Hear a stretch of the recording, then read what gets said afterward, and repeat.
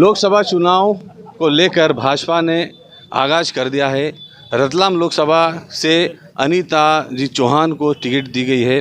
One मंत्री, cabinet मंत्री हमारे साथ मौजूद हैं, उनकी धर्मपत्नी को यहाँ से चुना गया। कैसा देखते हैं सर आप? देखिए, भारतीय जनता पार्टी में संगठन चुनाव लड़ता है, टिकट किसी को भी दे दो।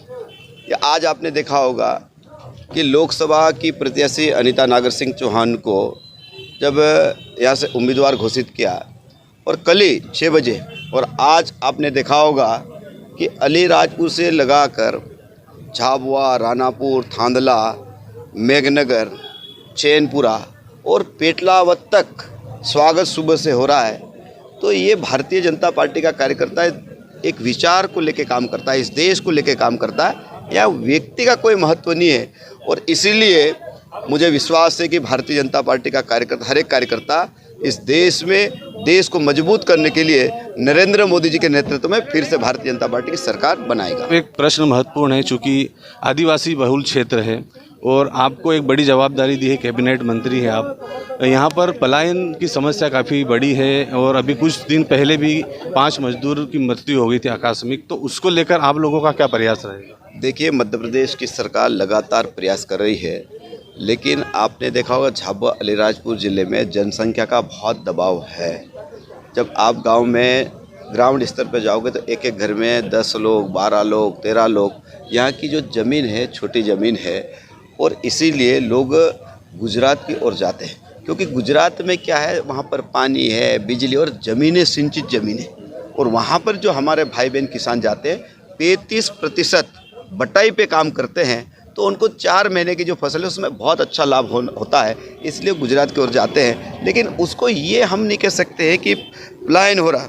मैं आपको कह रहा हूँ, हिंदुस्तान का आदमी, आपने देखा हो गुजरात का आदमी एमपी में आके काम करता है और एमपी का आदमी गुजरात में जाकर काम करता है, यहाँ का आदमी राजस्थान में जाकर काम करता है और राजस्थान का आदमी एमपी में काम। तो ये तो चलने वाली प्रक्रिया है। लेकिन हमारी कोशिश ये है कि हमारा जो आदिवासी भाई बहन है वो अपने पाँव पे खड़ा होना चाहिए, पैरों पे खड़ा होना चाहिए। और इसीलिए मध्य प्रदेश की सरकार लगातार कौशल विकास के काम, आपने देखा होगा पूरे ज़िले में हर विकास खंड पे हमने कौशल विकास केंद्र खोले हैं, जिससे कि हमारा युवा उसे ट्रेनिंग लेके अपना रोजगार स्वयं खड़ा कर सके। इसलिए हम लोग प्रयास भी कर रहे हैं। आपने देखा होगा मध्य प्रदेश के पूर्व मुख्यमंत्री शिवराज सिंह चौहान ने पढ़ने वाले जो बच्चे, 12वीं कॉलेज पढ़ने वाले बच्चे, उनको सीखो कमाओ योजना भी लागू की। आपने देखा देश के प्रधानमंत्री नरेंद्र मोदी जी ने पढ़ने वाले बच्चों को रोजगार देने के लिए प्रधानमंत्री जी ने विश्वकर्मा योजना भी लागू की। इसका लाभ अलीराजपुर, झाबुआ में अधिक से अधिक युवा लोगों को लाभ लेना चाहिए, जिससे हमारे पैर पे हमारा युवा खड़ा हो सके, तो ही यहाँ मजबूती हो सकती है। पूजा अर्चना कर रही थी, उस समय आपको सूचना मिली, भगवान ने आपकी तुरंत सुन ली और आपको प्रत्याशी बनाया। कैसा महसूस कर रहे हैं? सबसे पहला तो ये कि मैंने पूजा अर्चना ऐसा करके नहीं कर रही थी, मुझे पता ही नहीं, और मैं सोच भी नहीं सकती कि मैं उम्मीदवारी करूंगी या कभी भविष्य में, आज का नहीं भविष्य में भी करूंगी, ये भी नहीं सोच सकती मैं, क्योंकि मैं एक छोटी सी कार्यकर्ता हूँ, बूथ लेवल की कार्यकर्ता हूँ। और जब मुझे पता चला तो मैं हैरान हो गई। ऐसा लग रहा था कि खुली आंखों से मैं सपना देख रही, हकीकत है या मजाक हो रहा है। क्या मुद्दे रहेंगे आपके जनता के बीच में? मुद्दे कोई खास नहीं है मेरे लिए। जो केंद्र शासन की माननीय मोदी जी ने जन कल्याणकारी योजनाएं युवा, बहनों, बुजुर्गों सबके लिए संचालित की हुई है, वो हर बूथ लेवल पर पहुंची है। और ठीक वैसे ही प्रदेश की जो जन कल्याणकारी योजनाएं हैं वो भी बूथ तक पहुंची है।